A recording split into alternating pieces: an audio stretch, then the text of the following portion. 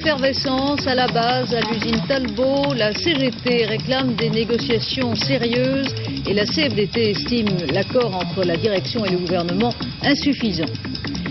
L'évacuation de Yasser Arafat et de ses hommes assiégés à Tripoli retardée une nouvelle fois. Israël a bombardé ce matin les positions des loyalistes et des dissidents de l'OLP, mais ce soir les bateaux grecs chargés de l'évacuation ont appareillé. Grande manœuvre au centre de l'échiquier politique français. Les deux forts, Edgar et Maurice, veulent réunifier à gauche la famille radicale. Carnet du cœur à la cour de Monaco, la princesse Caroline épousera la semaine prochaine un jeune industriel italien. Madame, monsieur, bonsoir. L'Italie, ce soir encore, est sous le choc d'une photo. Pas la photo du bonheur de Caroline de Monaco et de Stefano Casiraghi, que vous verrez sans doute demain à la une des journaux, mais au contraire, la photo de l'horreur et de l'angoisse qui frappe une autre famille italienne, riche et puissante, la famille des joailliers Bulgari. Depuis un mois, Madame Anna Bulgari Calissoni et son fils Giorgio, 16 ans, ont disparu. Hier, leurs ravisseurs ont fait parvenir à la presse une photo montrant l'adolescent enchaîné à sa mère avec une oreille coupée. L'oreille a été retrouvée dans une poubelle de Rome. Victor Vraman. Une photo terrible, abominable, celle de Anna Bulgari et de son fils entre les mains de leurs ravisseurs. Ils sont tous les deux enchaînés. On voit nettement que Giorgio a l'oreille droite coupée. Il a encore le visage ensanglanté. Cette oreille a été retrouvée dans un sac déposé près de l'église Santa Maria Maggiore. Il y a 10 ans, les ravisseurs du neveu du milliardaire américain Paul Getty avaient aussi coupé l'oreille de leurs victimes pour montrer qu'il fallait les prendre au sérieux. Anna Bulgari a un foulard sur la tête, peut-être pour cacher une blessure. On lui a braqué un pistolet sur la tempe pour les besoins de la photo. On reste confondu par tant de cruauté et par cette mise en scène absolument primitive. Le message des ravisseurs est on ne peut plus explicite. Voilà notre réponse au séquestre des biens de la famille Bulgari par la magistrature. C'est que pour décourager ceux qui seraient tentés d'organiser des enlèvements, la magistrature italienne décide parfois d'empêcher le paiement des rançons. Méthode efficace mais qui risque de coûter cher aux victimes des enlèvements. Les ravisseurs d'Anna Bulgari et de son fils ont signé leur message communiste d'attaque. Mais on n'y croit pas du tout à cette auréole politique qu'ils veulent se donner. Il y a aussi un appel d'Anna Bulgari au pape Jean-Paul II. Intervenez officieusement et discrètement auprès de ma famille. Là encore, c'est certainement une invention des ravisseurs pour essayer d'obtenir la rançon qui serait de l'ordre de 150 millions de francs. Si les ravisseurs s'efforcent donc de donner une coloration politique à leur action en recourant au vieux vocabulaire terroriste qui a beaucoup sévi en Italie, les enquêteurs croient davantage à une action du milieu sarde. Mais la polémique renaît en Italie sur la manière de lutter contre les enlèvements qui, depuis quelques années dans ce pays, donnent lieu à une véritable industrie. La police est véritablement débordée, qu'on en juge. En l'espace de 20 ans, il y a eu 586 enlèvements en Italie, ce qui nous fait une moyenne d'une trentaine d'enlèvements par an. Le record, 1977, 75 enlèvements. La police affirme qu'elle a réussi à mettre la main sur les ravisseurs dans 75% des cas. Et c'est vrai qu'il y a eu d'innombrables procès. En 20 ans, on a envoyé en prison 2500 personnes. Et dans l'immense majorité des cas, il s'agit de méridionaux, sardes, calabrés ou siciliens. Et on s'aperçoit que l'enlèvement est devenu une industrie rentable et programmée. Les victimes maintenant. La férocité des ravisseurs est incroyable. On enlève des industriels et des hommes d'affaires, mais aussi leurs femmes et leurs enfants. On a enlevé récemment une petite fille de 17 mois, Elena. Elle vient d'être libérée. Un enfant handicapé a été enlevé, mais aussi un vieillard de 76 ans. Comment arrêter ce phénomène typiquement italien ? De temps en temps, la magistrature décide de séquestrer les biens des victimes et de leurs familles. Pas de rançon, pas d'enlèvement. En principe, c'est vrai. Mais d'une part, la famille essaie toujours de contourner les dispositions légales et d'autre part, la magistrature se rend bien compte que l'impossibilité de payer une rançon peut être une condamnation à mort pour les victimes. Le terrorisme aussi a pratiqué l'enlèvement, disons, politique. Il y a eu l'enlèvement du président de la démocratie chrétienne, Aldo Moro. Il y a eu l'enlèvement du juge d'Ourso. Il y a eu l'enlèvement du général américain, Dozier. À chaque fois, les terroristes demandaient non pas une rançon, mais présentaient des revendications politiques ou exigeaient la libération de terroristes emprisonnés. Politique et criminalité font décidément bon ménage, comme dans le cas d'Emanuela Orlandi, cette citoyenne du Vatican âgée de 15 ans. Elle a disparu depuis 6 mois. De temps en temps, le pape intervient. Il lance des appels, en particulier en faveur des enfants qui ont été enlevés. Mais comment convaincre des criminels qui sont capables de couper l'oreille d'un jeune homme, qu'ils tiennent prisonnier et de l'envoyer à sa famille? Yasser Arafat et ses hommes vont-ils pouvoir quitter Tripoli? Selon l'OLP et selon les armateurs, les 5 bateaux grecs qui doivent les évacuer sous la protection de la marine française, ces 5 bateaux ont ce soir quitté Chypre pour Tripoli, les conditions de leur sécurité ayant été jugées suffisantes. L'embarquement des Palestiniens pourrait donc commencer demain à l'aube.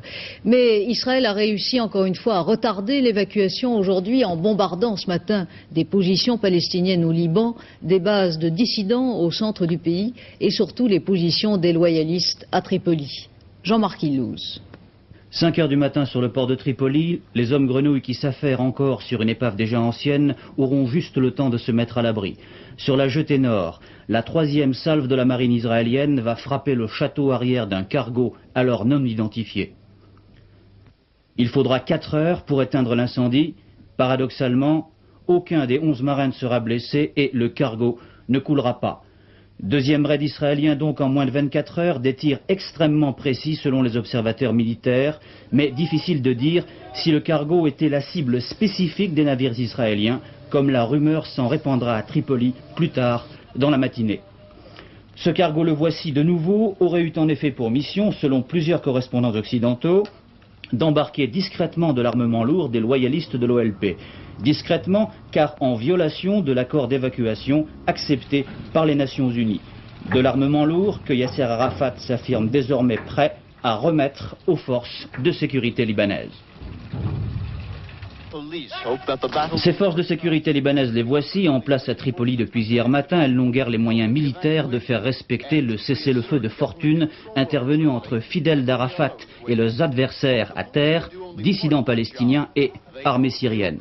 Ce sont pourtant ces Libanais qui sont chargés de la sécurité des opérations d'embarquement si l'évacuation commence. À Tripoli même, les 4000 combattants palestiniens coincés depuis plusieurs semaines entre armée syrienne et marine israélienne poursuivent leurs préparatifs de départ. Au terme de l'accord parrainé par les Nations Unies mais condamné par Israël, ils pourront emmener leurs armes individuelles mais devront encore une fois abandonner leurs familles. Au large de Tripoli, la marine israélienne campe donc sur ses positions sans que l'on sache si elle a pour mission d'empêcher ou tout simplement de retarder au maximum l'évacuation. Quant à Yasser Arafat, dans son PC en ville, il est toujours pris dans la nasse et semble pour l'instant ne pouvoir jouer que de ses immenses talents de diplomate et de son éternel rire.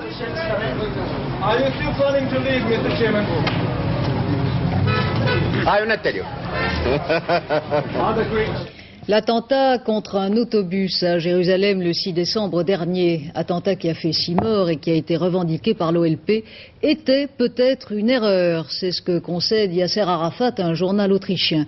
Non pas une erreur tactique, mais une erreur de cible, puisque selon le chef palestinien, les auteurs de l'attentat croyaient que l'autocar en question transportait des militaires israéliens. Au-delà de cet attentat qui a réveillé en Israël la hantise du terrorisme, les dirigeants israéliens, sans exprimer clairement leurs intentions, entendent manifestement faire de ce 2e départ d'Arafat du Liban une véritable déroute. De Jérusalem, Didier Eppelbaum. C'est bien sûr volontairement que les porte-paroles à Jérusalem entretiennent à petit feu le doute sur leurs intentions. Israël maintient parallèlement sa pression militaire et psychologique sur Tripoli en bombardant à partir de la mer. Il a déjà réussi à retarder, à perturber l'évacuation. Et n'oublions pas que l'ultimatum fixé par la Syrie et les rebelles à Yasser Arafat expire dans 3 jours.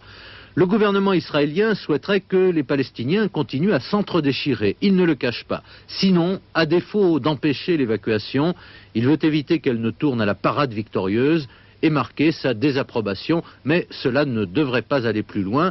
L'évacuation par la mer ne laissera pas grand-chose de l'OLP indépendante, estiment les experts israéliens. Loin du champ de bataille, dispersés, les loyalistes seront soumis à l'influence politique des gouvernements qui les accueilleront. Si la marine française arrive aux abords immédiats du port de Tripoli, Israël, les observateurs ici en sont toujours convaincus, Israël n'interviendra pas. Et ce soir, Washington déplore la poursuite des bombardements israéliens et souhaite que les hostilités cessent. Une autre source de préoccupation pour l'administration Reagan, l'échec électoral subi hier au Japon par le Premier ministre Nakasone, favorable entre autres au renforcement militaire japonais souhaité par Washington. Monsieur Nakasone et son parti, le Parti libéral-démocrate, au pouvoir au Japon sans interruption pratiquement depuis 28 ans, doivent maintenant affronter un jeu difficile d'alliances partisanes pour garder le pouvoir.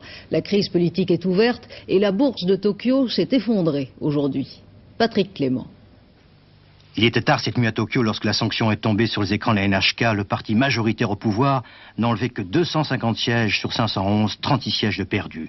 Mais bref, retour en arrière un peu plus tôt dans la nuit lors du dépouillement, tout juste pour voir dans quel ordre impeccable on dépouille ici.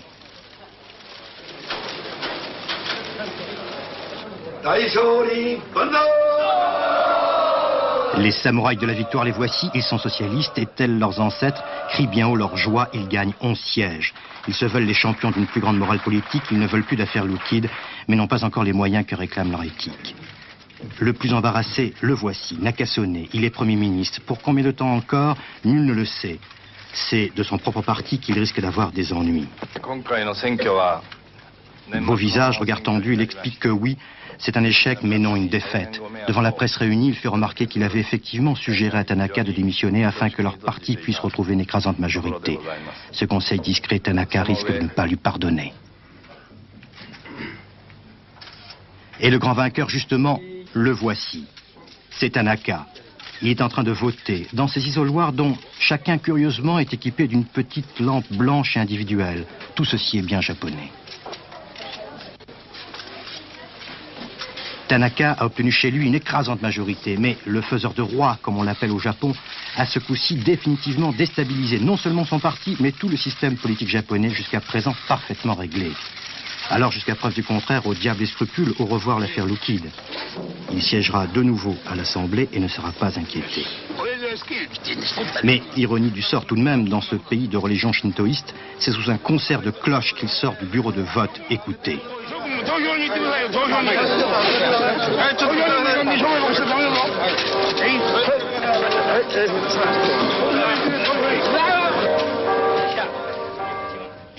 L'actualité en France ce soir reste dominée par les problèmes de politique industrielle. Le ministre de l'Industrie, Laurent Fabius, rentré d'Asie, a reçu aujourd'hui Georges Marchais qui, il y a 10 jours, avait mis en cause de façon virulente les méthodes de M. Fabius, notamment dans le conflit de l'usine SKF en Île-de-France.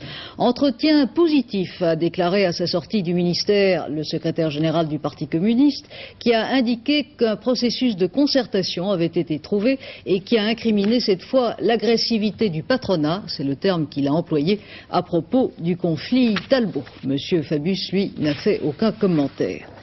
À l'usine Talbot de Poissy, la situation reste bien confuse ce soir malgré l'accord intervenu samedi entre la direction et le gouvernement. À la base, les ouvriers restent inquiets et les syndicats sceptiques, avec des décalages très nets entre la CGT et la CFDT d'une part, entre la base et la hiérarchie de la CGT de l'autre. Corinne Pertuis et Christian Marimono. Cet après-midi, 2 meetings se tenaient en même temps à l'intérieur de l'usine.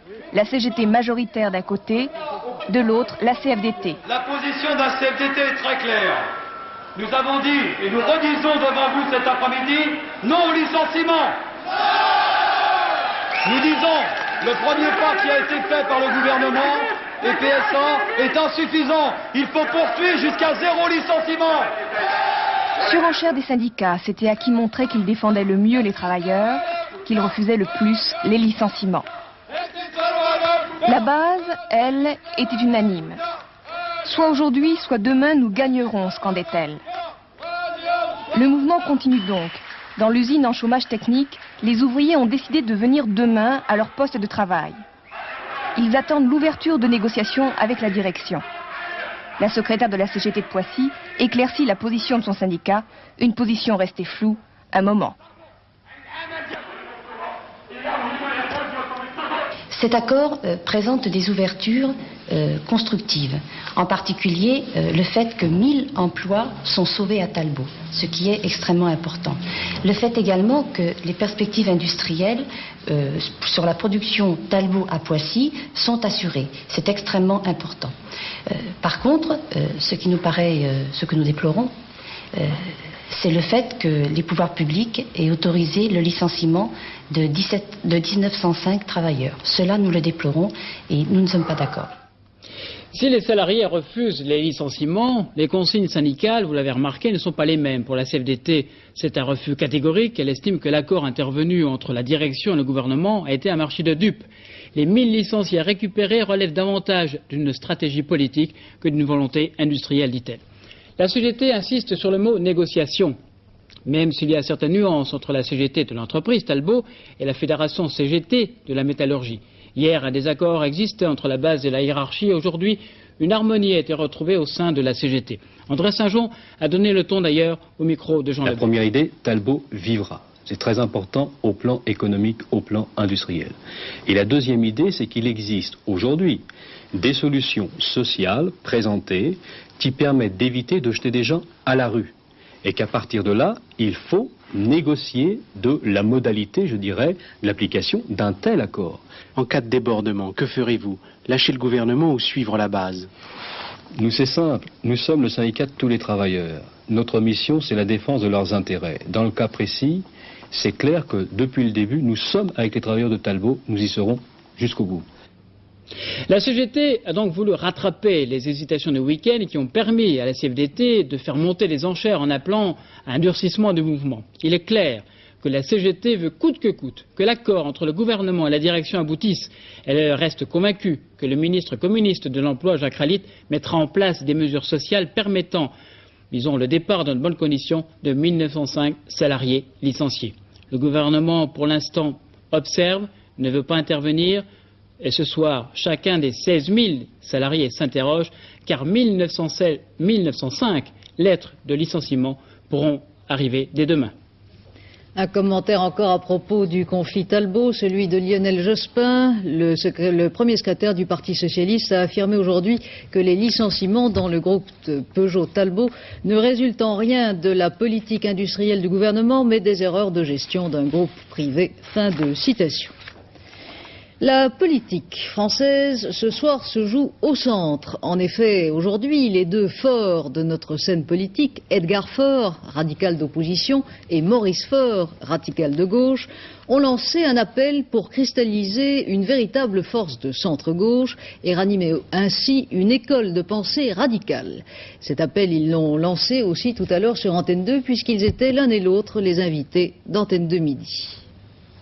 L'objectif consiste au fond, à terme, si notre projet réussit, à restructurer politiquement un centre-gauche. C'est-à-dire la place qu'occupait pendant près d'un siècle dans la vie politique française le radicalisme. Oui, mais vous savez que pour le moment c'est tout de même très difficile avec le système d'élection qui a lieu en France. Bon, ben, tout le problème en est un problème de méthode. Alors, avec Edgar Faure, nous en avons effectivement beaucoup parlé. Et nous nous sommes rendus compte que la méthode des petits pas serait certainement la plus efficace. Nous avons décidé que nous ne faisions pas ce qu'on appelle une opération. Il ne s'agit pas pour nous de prendre d'assaut des structures, de renverser le gouvernement. Chacun de nous reste là où il est. Et j'ai montré ces jours-ci, d'ailleurs j'ai pris des positions, je crois même assez résolues, contre certaines propositions du gouvernement. Je garde mon entière liberté, comme Maurice Faure garde la sienne. Donc réfléchissons d'abord, et à partir de ce moment-là, surtout, mettons un peu de rationalité, d'objectivité dans la vie politique. Nous ne sommes pas tout de même à nous injurier comme les héros d'Homère des deux côtés des remparts. Nous ne sommes pas en guerre civile. Vous visez quoi, les européennes ou bien alors les élections de 86? Les européennes, les élections de 86, les présidentielles, nous visons toutes les élections possibles et imaginables. Le problème est de savoir si nous réussirons à restructurer le centre-gauche ou pas. Si nous réussissons à le restructurer comme dans la vie politique, on ne compte que pour ce qu'on pèse, il est bien évident que nous interviendrons à ce moment-là dans la vie publique lors de tous les scrutins. Déjà des réactions à ces déclarations. Le président du parti radical valoisien, le parti de M. Edgar Faure, se rebiffe. André Rossino estime, je le cite, qu'il ne faut pas se prêter aux manœuvres du président Mitterrand qui cherche une majorité d'appoint. Fin de citation. Une autre réaction intéressante, celle de Mme Simone Veil, UDF, qui était tout à l'heure l'invitée de France Inter. Mme Veil dit comprendre les intentions des deux hommes politiques centristes, mais elle refuse de les suivre. Ils se disent mais comme on serait bien si tout d'un coup on pouvait retrouver une France qui laisse ces espèces de vieux démons par derrière et qui fait autre chose dans lequel on puisse vivre avec au fond une sorte des sociétés libérales au sens des radicaux d'autrefois. Bien sûr. Moi aussi, je serais très contente. Donc vous enfin, pour vous l'instant, mais pas du tout, parce que la réalité, c'est pas celle-là. La réalité, c'est que les radicaux de gauche, ils sont associés avec les communistes et qui donnent leur soutien à cette politique. Alors, il faut tout de même pas de faux semblants, il faut savoir ce qu'on veut. On est d'un côté, on est de l'autre, on donne son soutien à cette idéologie, qui est pour moi une idéologie tout à fait dangereuse, ou bien on est dehors, mais on ne peut pas être à la fois dedans et dehors. Interrogée aussi sur la préparation des élections européennes, Mme Veil a réaffirmé son adhésion à une liste unique de l'opposition, mais elle refuse d'être elle-même un facteur de division. Le phénomène politique de l'année a été l'émergence du Front National. C'est la conviction de son président, Jean-Marie Le Pen, qui l'a affirmé cet après-midi devant les journalistes et qui a annoncé que le prochain congrès de son mouvement à Lyon à la mi-janvier sera consacré à la préparation des élections européennes. Unanimité politique autour du Premier ministre, c'est ce qu'ont exprimé aujourd'hui les députés britanniques réunis à l'unisson de leurs compatriotes dans l'horreur et la condamnation de l'attentat perpétré samedi dernier à Londres, attentat qui a fait 5 morts et 91 blessés tout près du grand magasin Harrods. Le ministre de l'Intérieur a annoncé aujourd'hui à la Chambre des communes un renforcement des dispositifs de sécurité de Londres. Philippe Arroir. À 9 h, les portes du grand magasin Harrods se sont ouvertes comme d'habitude. Les employés avaient passé leur dimanche à tout remettre en ordre. Certes, une partie du magasin reste condamnée. Cependant, clients, employés, tout comme le patron, avaient tenu à montrer qu'il n'était pas question de se laisser intimider. C'est terrible, dit cette femme, mais c'est important de faire comme si de rien n'était. Le défi lancé par les terroristes, dont voici le résultat, est relevé par Scotland Yard qui active son enquête. La police demande l'aide de la population. Un homme d'affaires a même offert 3 millions de francs à quiconque permettra d'arrêter les coupables. Quant au message du commandement de l'IRA, revendiquant l'attentat tout en précisant ne pas l'avoir ordonné et en s'excusant pour les victimes, il est traité avec mépris par toute la classe politique. C'est indigne, entend-on. Des voix s'élèvent pour demander le bannissement du Sinn Féin, la branche politique de l'IRA, avec laquelle le gouvernement maintenait des contacts. Dans tous les magasins de Londres, depuis ce matin, la police fouille systématiquement tout le monde. Des patrouilles de police supplémentaires ont été placées dans les rues commerçantes et près des grands magasins. Il est recommandé d'éviter de poser un sac ou un objet par terre dans un lieu public. Et il faut, après réflexion, prévenir la police dès qu'un colis suspect est détecté. Mais rien n'est simple, les fausses alertes à la bombe se multiplient dans Londres, ce qui ne facilite pas la tâche de la police. Enfin, une nouvelle heureuse, en tout cas pour les intéressés. La princesse Caroline de Monaco va se marier la semaine prochaine. Elle épousera le 29 décembre Stefano Casiraghi, un jeune et beau industriel italien. Hervé Brusini. Marions-les, puisqu'ils vont très bien ensemble et qu'ils se ressemblent. Lui, Stefano Casiraghi, l'Italien à l'écharpe blanche, débordant d'amour, champion de l'esprit d'entreprise. Il est riche, pétrole, immobilier, vêtements. Il est jeune, 23 ans, athlétique, 1m85, intelligent. Elle, Caroline de Monaco, intelligente, elle l'est tout autant, un peu plus âgée, il est vrai, 27 ans. Depuis plusieurs mois, ils ne se rencontraient que dans les aéroports ou les parties de chasse, aux canards, aux faisans. L'idylle est née au cours de ce festival international du cirque à Monaco. Tous les sujets de la jolie princesse avaient bien remarqué les tendres regards qu'elle échangeait avec Stefano. Le 29 décembre, l'anneau nuptial scellera leur union. Caroline souhaiterait une cérémonie intime dans cette petite chapelle du palais de Monaco. Une chanson d'amour en guise de transition. Il n'y a plus d'après à Saint-Germain-des-Prés, plus d'après-midi, plus d'après-demain, il y a toi et moi. Une chanson un peu vieillotte déjà, mais qui exprime bien la magie d'un quartier de Paris que la RATP a choisi de célébrer et de ranimer à la station de métro du même nom. Jean-Jacques Dufour. Ici, sur ce trottoir situé à quelques mètres de l'église Saint-Germain-des-Prés, vous auriez pu rencontrer il y a 40 ans des jeunes gens célèbres ou en passe de le devenir, comme Sartre, Gréco, Gélin, Boris Vian, etc. Ils étaient les locomotives d'un quartier qui faisait la fête.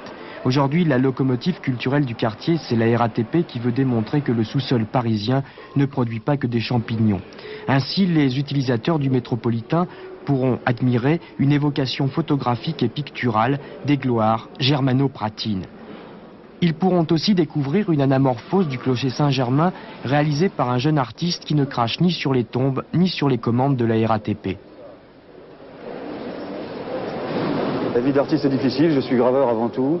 Je suis un artiste à 10 têtes. Cartonnier, de mosaïques, de céramique, de vitraux, sculpteur et pour vivre décorateur à la RATP. Un remue-ménage culturel et souterrain nécessaire selon le créateur de ce bronze monumental. C'est aux artistes, aux écrivains de recréer le Saint-Germain d'autrefois. Ce Saint-Germain auquel fait allusion Buzzato, c'est celui des années 45, celui du jazz et des caves, celui des existentialistes qui s'affichaient volontairement provocateurs, soit au Tabou, l'une des caves les plus célèbres, soit au club Saint-Germain, aujourd'hui rebaptisé. D'ailleurs, le contrebassiste de cette formation musicale était déjà là à l'époque et croisait souvent un fanatique de jazz nommé Boris Vian. Un pince sans rire, avec un humour très particulier, un esprit très ouvert et un homme extrêmement doux, gentil, chaleureux. Vous avez connu Sartre, Simone de Beauvoir? Non, parce que Sartre, Simone de Beauvoir, Prévert, tous ces gens-là, eux, allaient plutôt au Café de Flore ou au Donago. C'est justement leur présence, ainsi que celle d'autres intellectuels et artistes qui fit le succès de Saint-Germain-des-Prés, un quartier qui vivait en sous-sol. Voilà ce qu'on pouvait lire en 1947 dans un article du journal Samedi Soir. C'est dans les caves que les existentialistes, sans doute dans l'attente de la bombe atomique, boivent, dansent, aiment et dorment désormais. Mais c'est une logique implacable qui fait que 39 ans plus tard, ce soit dans les couloirs du métro que l'on rende hommage à ceux que certains surnommèrent les troglodytes.